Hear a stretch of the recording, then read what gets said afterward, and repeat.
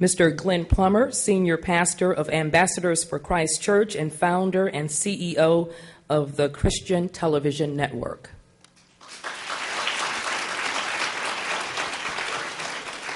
Mr. Vincent Brown of Garden City. Congresswoman Carolyn Cheeks Kilpatrick, the incumbent, who has represented the district for the last 14 years. Mr. Stephen Hume of Detroit, he's employed by Detroit Boat Works. And Mr. John Broad of Grosse Pointe Farms, he is the head of Crime Stoppers.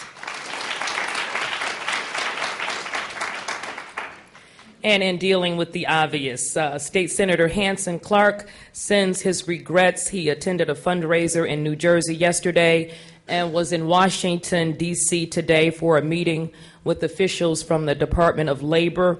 In his role, he tells me, as vice chair of the State Senate's Commerce Committee. I was also told by his campaign that he has fundraising events in the nation's capital on his agenda as well. Mid-afternoon, I spoke to the senator, and he was trying to rush back to make it for the debate, but we got into a discussion about our ground rules, and all of the candidates had to RSVP by noon on Friday, and his office, I believe, on Friday called and said that he would not be in attendance. Now, the order of speaking has been determined by a draw which took place earlier this evening. The candidates will give a 1-minute opening statement. Responses to questions posed by our panelists are limited to 60 seconds. A 30-second rebuttal or follow-up will be allowed. Our timekeeper tonight is Dana Martin, a program services coordinator at WDIV Local Forum. Where are you, Dana? Yeah, great. All right, opening statements. Let's kick things off with the 1-minute opening statements from the candidates. First up, based on the luck of the draw, we have Glenn Plummer. Thank you, Vicki. I think that all of us recognize that we are living in probably the most defining moment of our whole region. It's an extreme time. And the 13th Congressional District is probably the most diverse. It's clearly the most diverse in Michigan, and some say the most diverse in the country.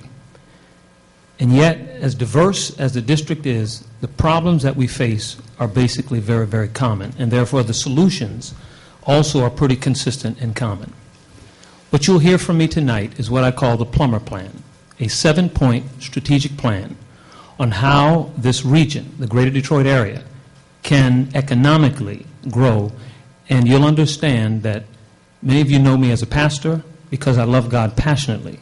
You know me perhaps as a broadcaster. I've done that for 29 years. But tonight, hopefully, you'll hear me in a broader way as a leader that can provide the representation that you are looking for, a new fresh face and a new fresh thought. All right, thank you. Next up, Vincent Brown. Hi, my name is Vincent Brown, and currently we're working on a plan to bring wind and solar energy to the district.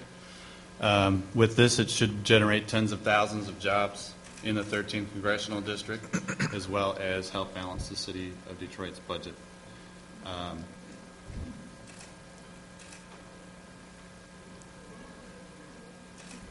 sorry. That it? You don't have to take the whole 60 seconds if you don't want to. Yeah. All right, next we move to Congresswoman Carolyn Cheeks Kilpatrick. Thank you. Thank you very much to NABJ, Wayne State University, President Noreen, and our panelists for convening us tonight. I'm Congresswoman Kilpatrick. I deliver. I serve on the House Appropriations Committee, the only member of the 435 body on that Appropriations Committee. Federal budget is $3.6 trillion. I've been working day and night for the last 14 years to bring dollars home. Those DDOT buses you drive and see and ride, that's my money. Federal dollars for DDOT as well as SMART. Monies for the new roof for the DIA, I bring that in. That's what I do. SEMA program here at Wayne State University for K-12 students, science, engineering, and math. The next astronauts will come from Wayne State University from the SEMA program that I partner with NASA and brought to our district 12 years ago. So I'm here to ask for your vote tonight, to ask you to send me back to Washington. I worked for you. I delivered, and I'm honored to serve. Thank you. Mr. Hume. My name is Stephen Hume, and I'm running for Congress because, to coin a phrase from another candidate, enough is enough.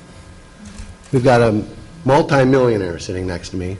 If you just add up the amount of money that she's been paid in the last 14 years, $174,000 a year times 14 is well over $1 million. We've got her son is now asking for aid to be represented in court from something he did by himself, and enough is enough. We've got to stop this. I really enjoy this group of black journalists. Like Martin Luther King said, "Judge me by the content of my character, not by the color of my skin." Thank you. All right, Mr. John Broad. Good evening, everyone. I've been a resident of this district for over 25 years, and I have never, ever been more concerned than I am today. We have the highest unemployment, the highest foreclosure rate anywhere in the nation. We end up with a crime-ridden reputation that hurts our entire region. We need to focus on fixing our economy and bringing jobs back to the community. We need our community to be safe and make sure that it does not drive away residents or job providers. We need leadership to make sure that President Obama's health care plan is enacted as soon as it can to make sure our uninsured residents have access to health care. I've dedicated my life to providing jobs and fighting crime. All right, Mr. Broad, thank you. Your time is up. All right, I'm going to use moderator's privilege to toss out the first question. You heard in my remarks earlier that Senator Clark couldn't be here with us because of his prior commitments for a fundraiser in New Jersey as well as in Washington, D.C. today, and meetings with officials from the Department of Labor. Recognizing the importance of funding, especially in this home stretch, do you believe that Senator Clark made the right decision to honor his commitment, or had you been in his shoes, would you have prioritized differently and chosen another course of action?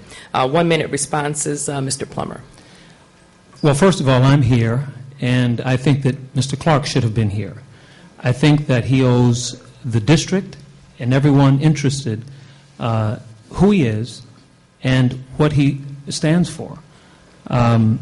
If I was in his shoes, I can't be in his shoes. If I was in his shoes, I probably would have, as I'm told, he has one of the worst records in, the question is about Mr. Clark, correct? Right. And so he has one of the worst records of attendance in the legislature. And so his lack of attendance here is consistent with his lack of attendance. I'm told, I don't know if this is true, but I'm told by his legislative associates that his attendance record is 49%. If anyone was at work for 49% of the time, they'd be fired. And he wants people to give him a promotion.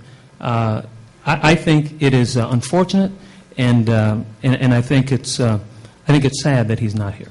Mr. Brown.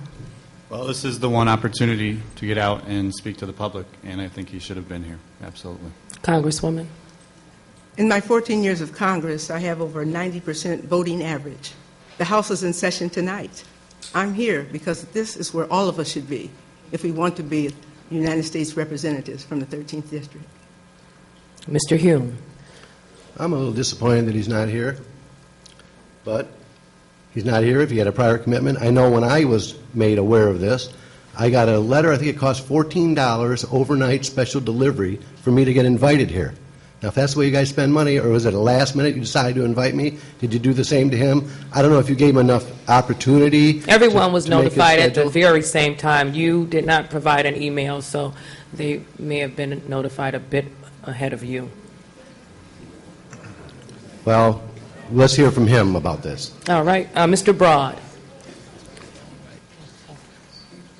Hanson Clark has spent more time running for office, you name it, he's run for a different office every time. This is really more about jobs, coming together, all of us, to talk about the issues that we face. And the issues that we face are, how are we going to get more jobs back here so that we can go forward and become the kind of region that we've been before.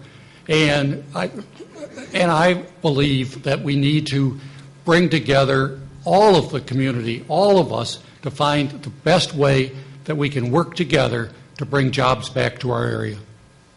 All right. Did we have a 30-second rebuttal period here? No, we're going to move on to the panelist. All right. We're going to move on to have each panelist ask the candidates the same question.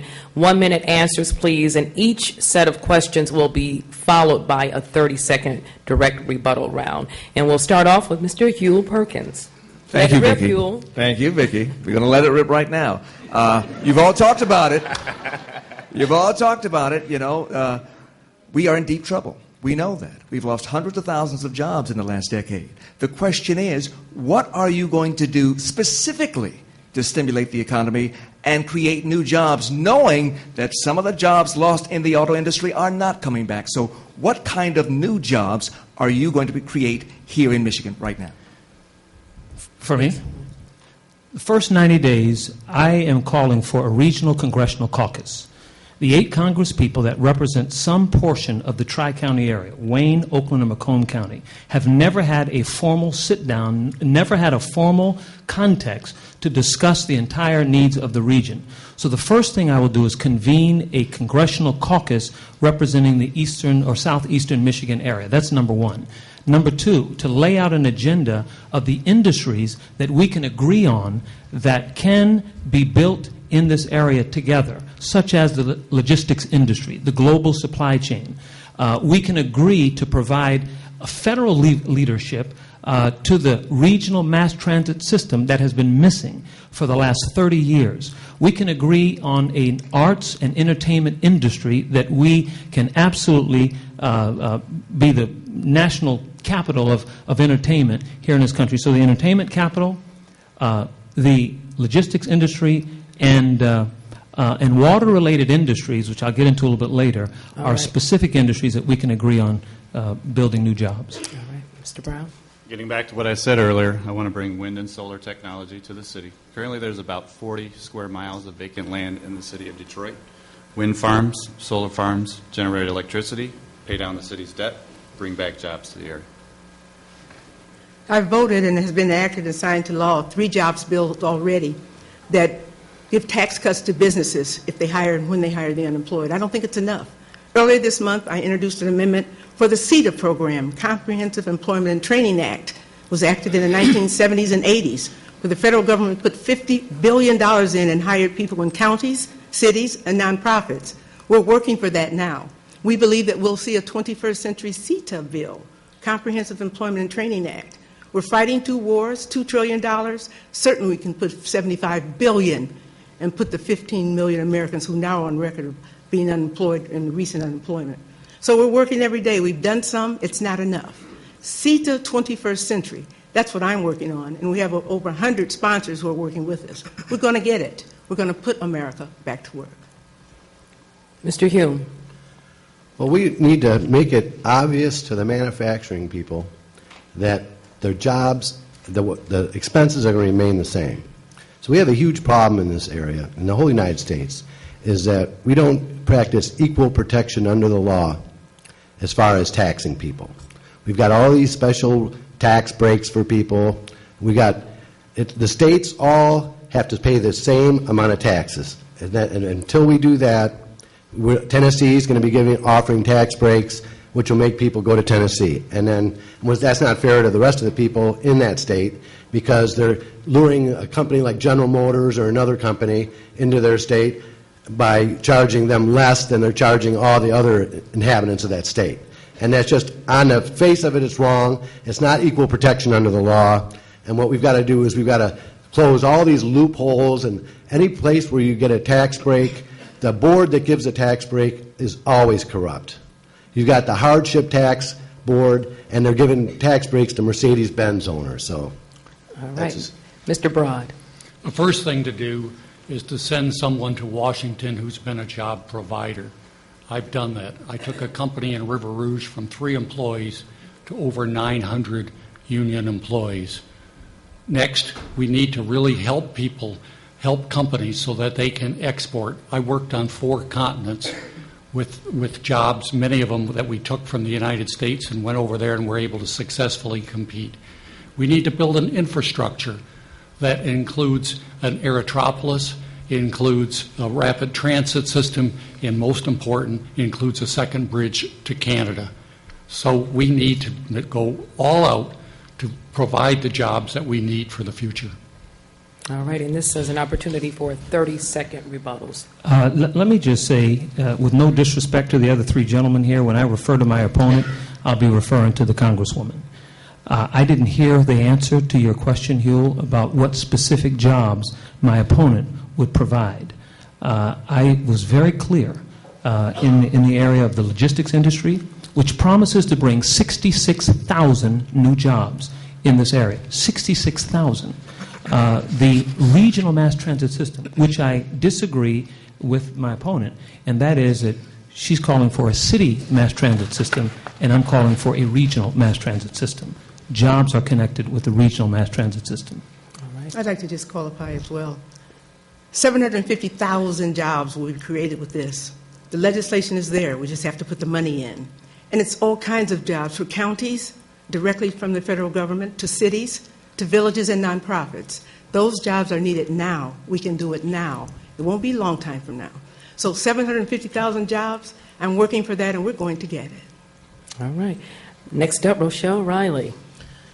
Thank you very much, and I've been giving the additional duty of asking all of the panelists and candidates to speak directly into the microphones because this is being webcast and taped. There's been a lot of discussion about jobs, bringing jobs, creating jobs, finding jobs, but one of the things that we're not paying attention to is why the unemployment rate may be so high. The state of Michigan released a report last year saying that 1 in 3 Michiganders do not read at a 6th grade level. When we have high dropout rates from the high schools for over a decade, we don't ask what became of those children.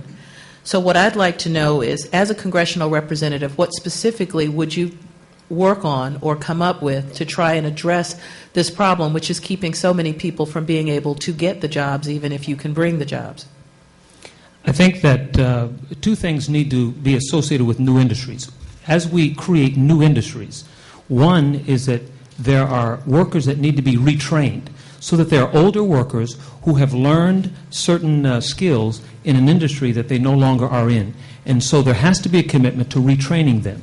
Secondly, younger people, both high schoolers and going into college, age range, need to be actually taught and educated fresh, not retrained, but taught in new skills regarding these new industries.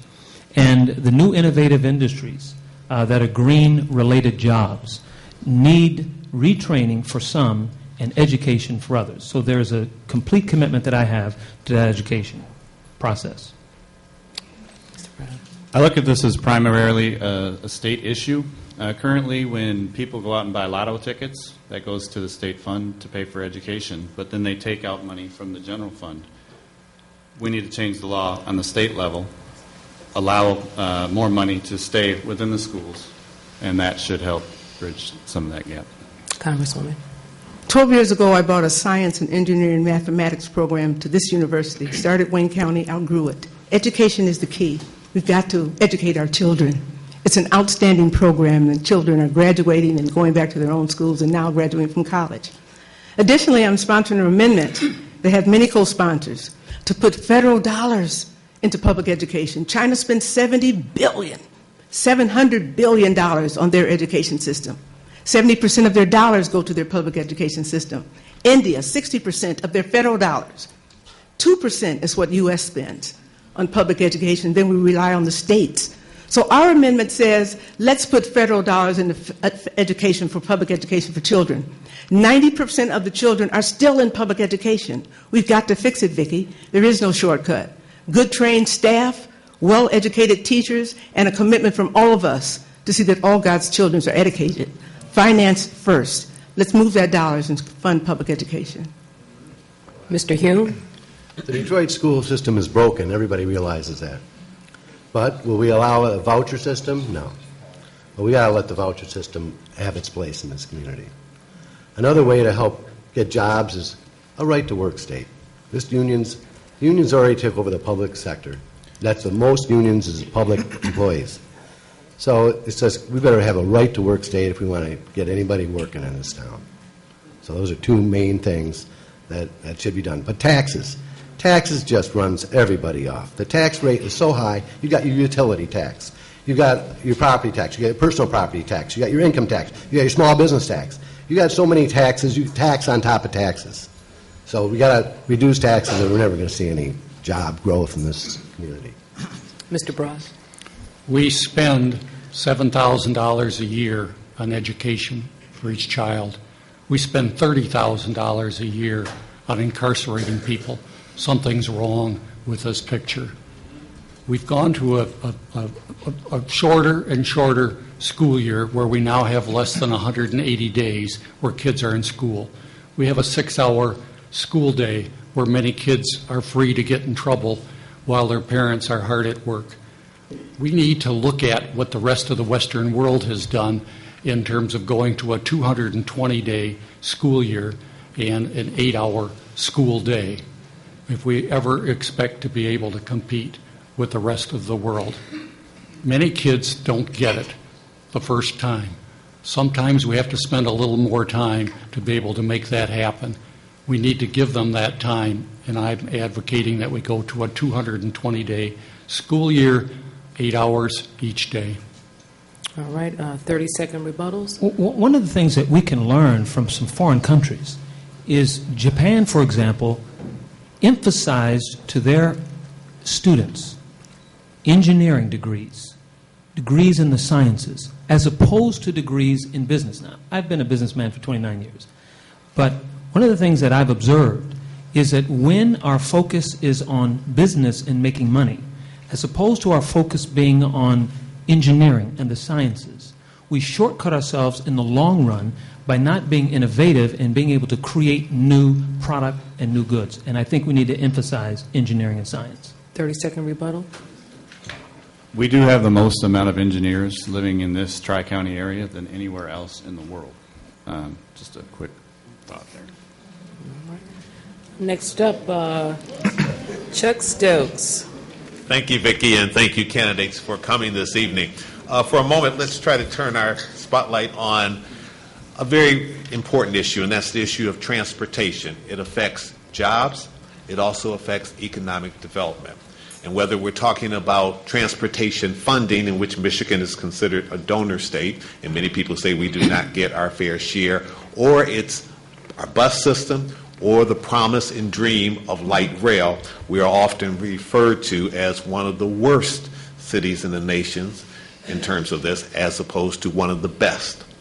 If reelected to Congress or elected as first-time congressman, how will you improve the system and make sure that Michigan gets its fair share and make sure that we become one of the best systems in the nation and not the laughing stock of this nation? One of the problems that we have had is a lack of leadership and someone really selling us to the country, selling us to international markets. This mass transit is a perfect example.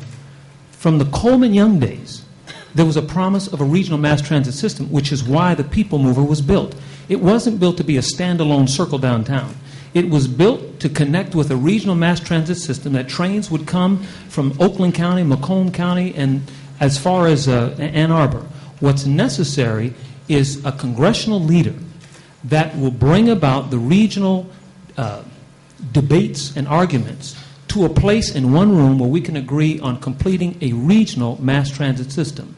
As long as we have, as my opponent would say, stopping at 8 Mile Road mentality, we're not going to build the kind of system that we need here. We need a regional mass transit system and a champion that will bring leadership to make that happen. Mr. Brown. absolutely agree with that. We need a single banner for all of our transportation systems in this area. Every other city in the country has this. Here we have it separated, Detroit and everywhere else. I don't like it. 7 years ago, I got authorized $100 million to bring a light rail system from downtown Detroit to Ann Arbor. Unfortunately, SIMCOG, who was our metropolitan planning organization, did not put the pieces together to make that happen. We're the last bastion in the country that doesn't have a light rail system.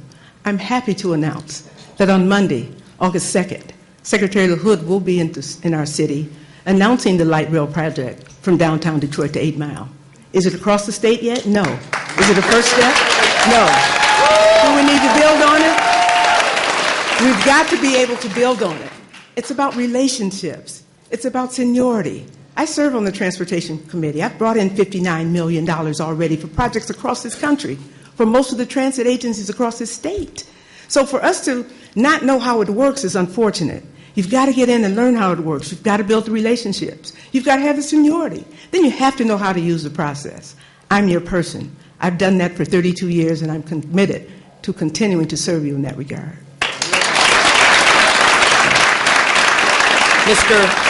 Mr. Hume. $1 million train systems don't work. We got the people mover is being subsidized an incredible amount. It's like for every passenger that throws a quarter or 50 cents in the people mover, the government picks up another $4. So it's just like it does not pay for itself. If you want to go down Woodward, we could have like 3 buses that just did nothing but go up and down Woodward, and that would be all set. And this idea of spending federal funds, just wasting money to build these things that are just subsidized, I mean, they do not pay for themselves. The most important thing we've got to do is organize all the communities and have one bus system. And that's it. The trains don't work. Mr. Broad. We need to have a transportation system that allows people to get to their jobs very quickly without having to change a lot of buses, and we also need to make sure that we're state-of-the-art in terms of moving commercial goods. However, our Congresswoman, we need to look at that a little closer. When we look at her commitment, we find that there are 13 freshman Congress people who have actually received more appropriation money